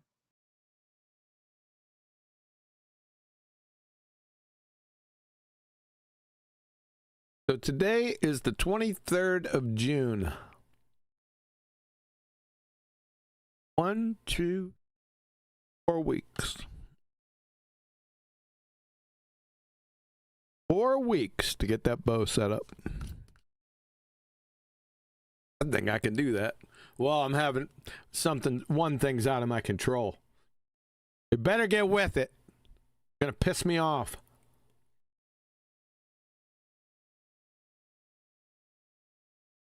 But this is a celebratory day, so I don't want to be upset. I'm not going to think about it. It was summer began on Father's Day, so 2 days ago. Correct. Just checking out the calendar here. And also, happy Father's Day, belated Father's Day to all the fathers out there. Thank you. It's just something they made I already up. told you Happy Father's Day. I know. So what? We have fun dealing with it here, you know, because Booger loves it. So why not? Just something they made up to spur on the economy. Mother's Day, Father's Day, what other days? Ground Squirrel Day, right? Ground squirrel. Right? What the heck? just to spur on more buying stuffsies. All right. I don't know where I was. Was I in the 30 seconds? Was I outside the 30 seconds? Where was I here, Platsy? Bet you don't remember. I do know where we're at. We're talking about Lemaitre and Einstein were in the cab together discussing nonsense. I wasn't commenting. I was into another 30 seconds.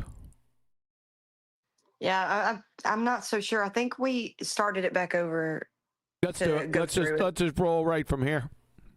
Einstein is reported to have responded. He said, well, your mathematics is impeccable, but your physical intuition is abominable. What's a physical intuition there, Stephen? Like, did they discuss this in a taxi cab? Yeah, right. Did they have the pen and paper writing out the math? Yeah. I want to know what physical intuition is. Very strange thing to say. And so he rejects out of hand the idea that the universe is dynamic and expanding. But 2 years later, Arthur Eddington at Cambridge. Hey, we just talked about Arthur. Oh, boy. That's kind of ironic that he popped up here. So, Stephen, weren't you just talking about the Big Bang? You know, it's something. I didn't hear the second law of thermodynamics come out of you. Why is that? Now we have Arthur Eddington. Somebody that was pretty, how would you say? Keen. He was steeped in the second law of thermodynamics. That's funny you brought him up. Urges him again to go out to Mount Wilson to see what Hubble has been seeing through the telescope, and there's some famous news. Take a second to explain the redshift. Yeah, exactly. Redshift, you know, you know that it wasn't only Hubble that came up with that. Like Hubble's law. Let's go into Hubble's law. Exactly is that? I can't remember. It's been a few years. Hubble law. The Hubble law. Hubble's law states the further away a galaxy is from Earth, the faster it's moving away from us. It demonstrates that the universe is expanding uniformly rather. Yeah. Did you know that Abby Georges Lemaitre, the one that he showed previously, came up with this concept? I think a year before Hubble. They call it the Hubble-Lemaitre law. Just FYI.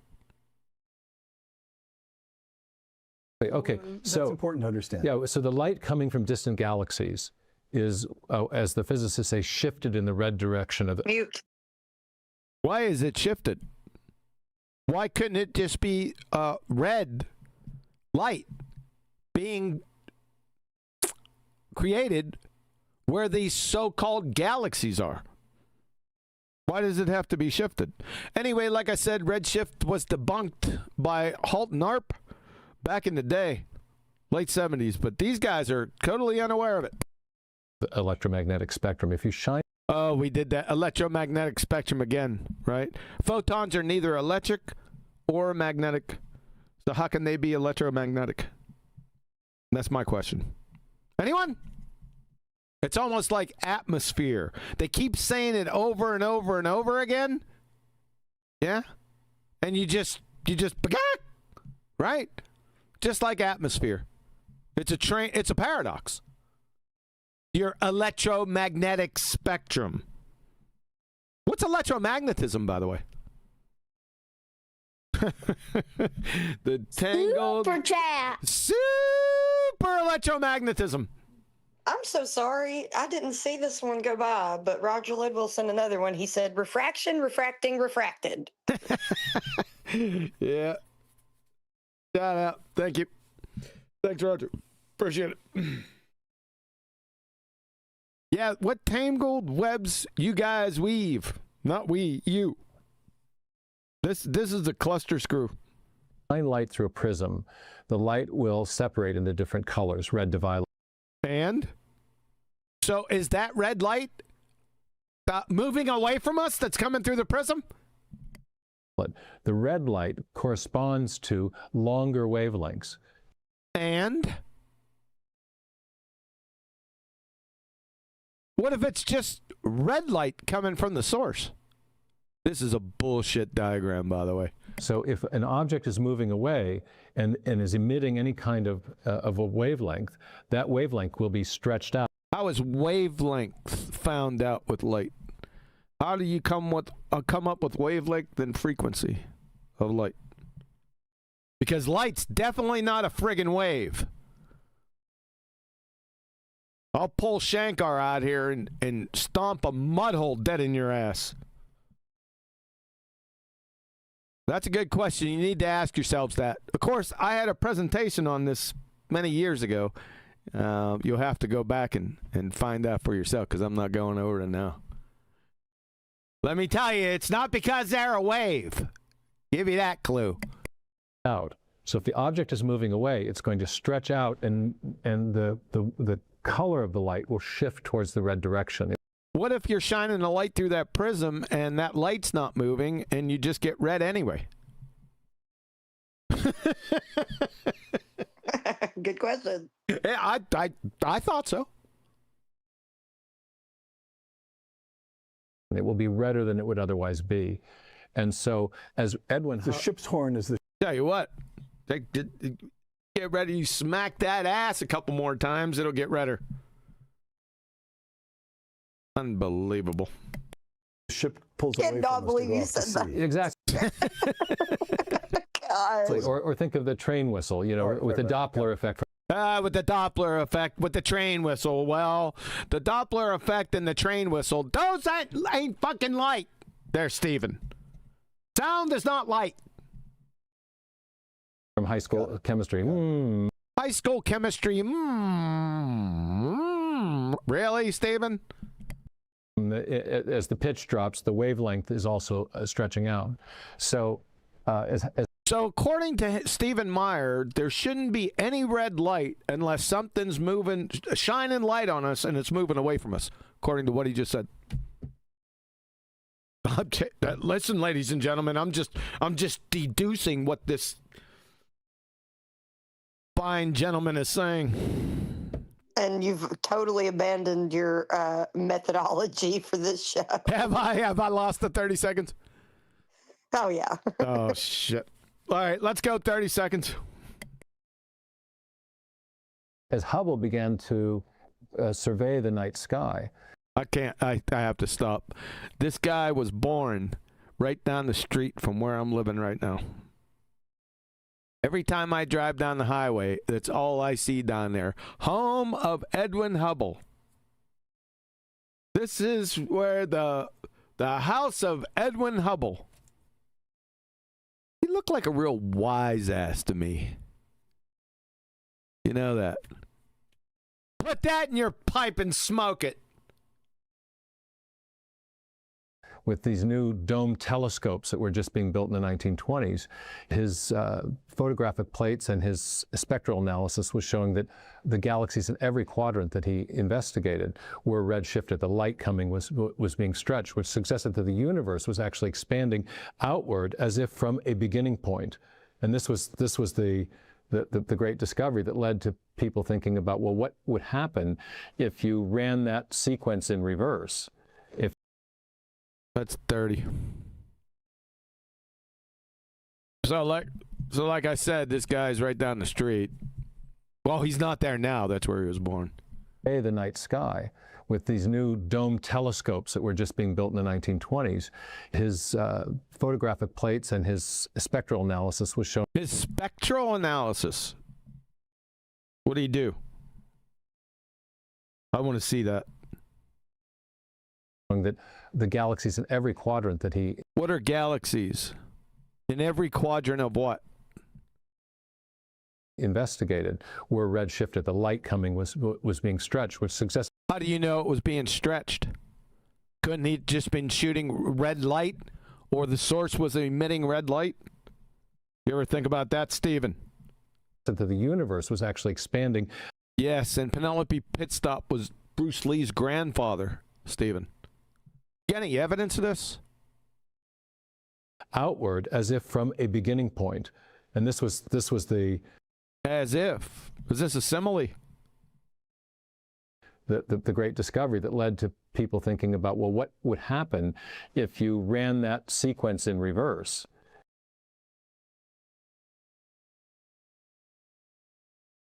You're muted. Yeah, I'm fucking sick of it. I'm done with this. We're going back because it's 3 o'clock or pretty close to it. So let me go back. We'll do it. We'll pick it up the next time. I'm not doing that dumb shit. You need to just fix your mute button. There's nothing wrong with my fucking mute button. So it's you, the user error. Yeah, I got to clip it on and clip it off every time I want to fucking talk, and I'm sick of it. If it makes I don't know if it's in YouTube, but in Discord it just makes it echoey.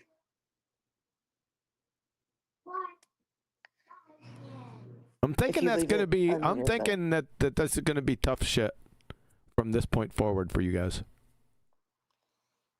So, well, it doesn't. I mean, it's compounding.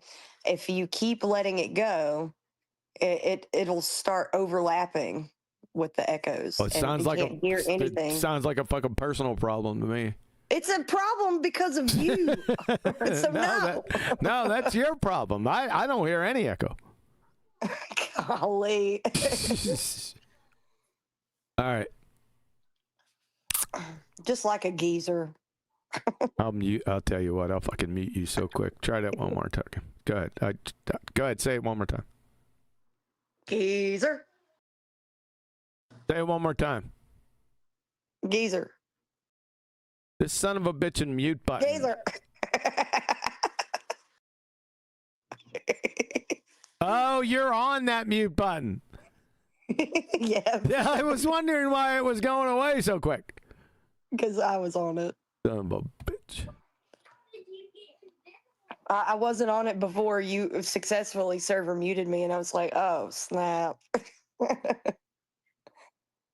All right, it's coming up to 2:55. You got a little taste of what's going to happen going forward.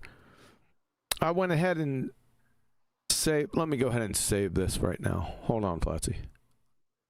Okie doke. I'll save it right at the time hack, so we will continue right from where we left off. What?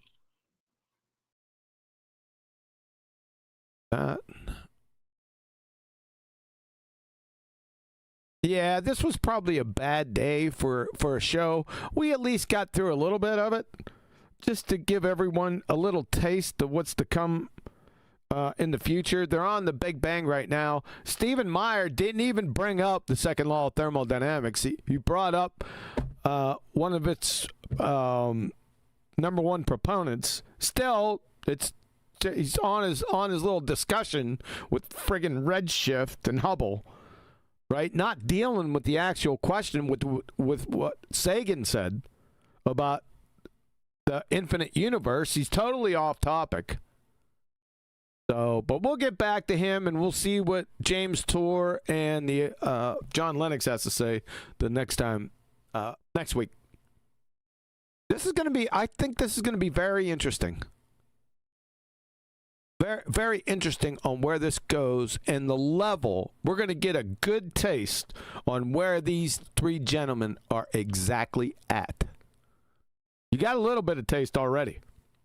And I am going to go through, make sure you remind me, Flatsy, I'm going to go through this video, this up to this point, and mark down everything these guys got wrong.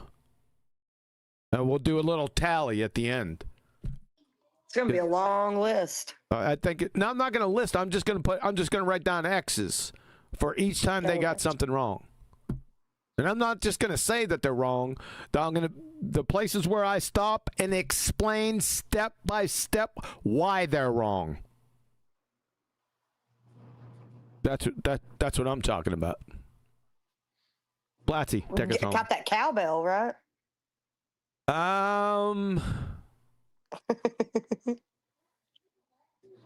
I do. Is that a cowbell? Yes, it is, darling. Pure, unadulterated cowbell. Well, Blatty, take us home. thank you guys for coming out tonight or today, or whichever it is for you. God bless and have a good one.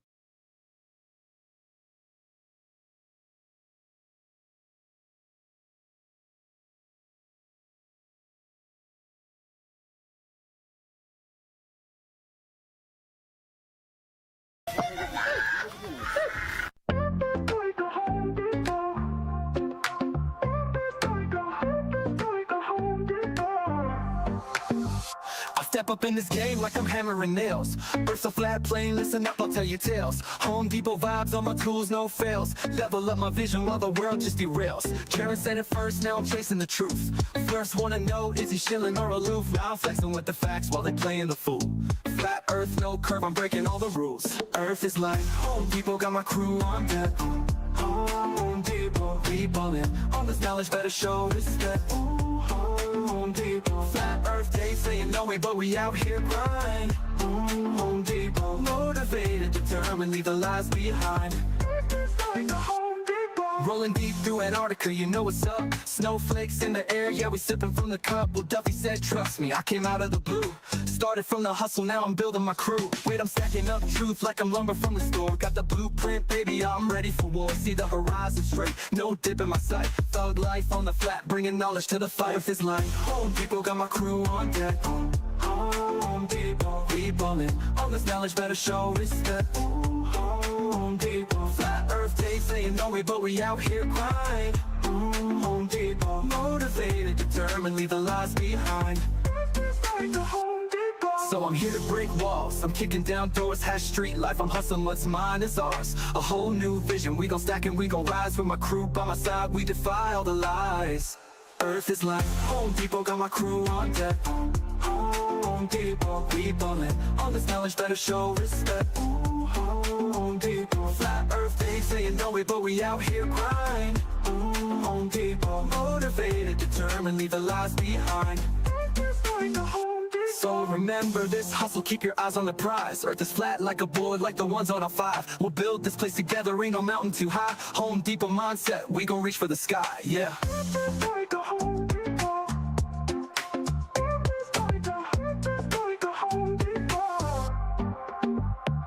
So remember this hustle, keep your eyes on the prize. Earth is flat like a board, like the ones on our 5. We'll build this place together, ain't no mountain too high. Home Depot mindset, we gon' reach for the sky, yeah.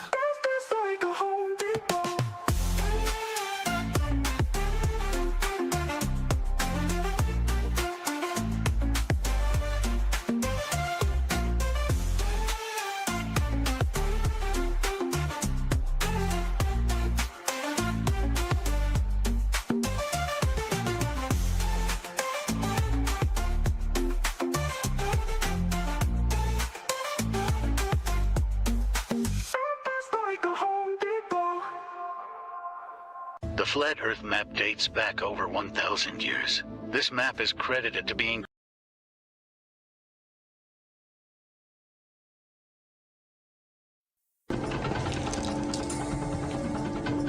Prepare yourself. You know, have you ever done mathematics? Have you ever done trigonometry? I mean, way back in the day, yeah. Do you know what you need in order to do trigonometry? The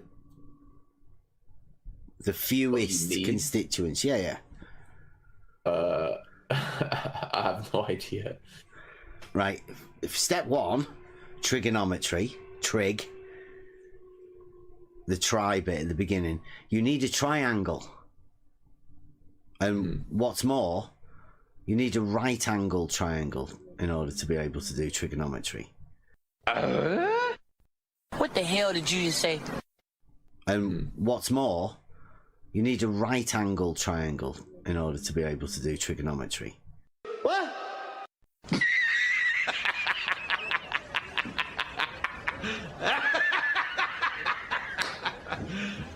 You serious? Yep, he is. A certifiable Dunning-Kruger retard of the ages. Bevtard. Look up the law of sines and the law of cosines. You dumbass cracker! And what's more, you need a right angle triangle in order to be able to do trigonometry. Oh, son of a... That's gonna leave a mark. Ay, caramba! And what's more, you need a right angle triangle in order to be able to do trigonometry. calling all cars. We have Numpty dipshit. all cars, please assist. All cars, please assist. And what's more, you need a right angle triangle in order to be able to do trigonometry.